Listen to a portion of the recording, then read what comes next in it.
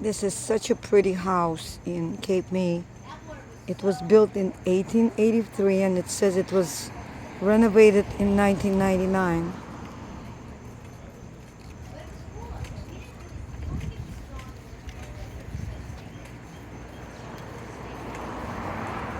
Oh, I'm sorry.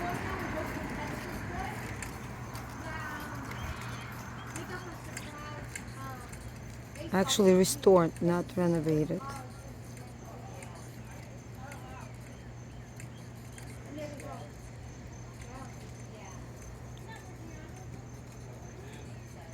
And it has a very nice size property with a beautiful garden.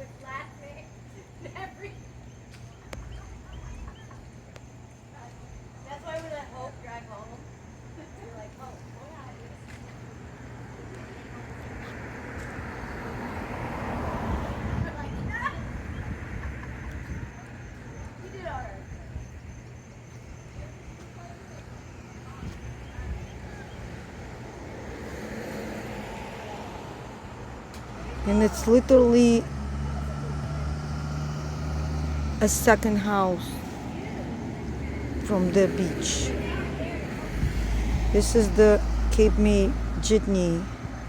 It's a free bus.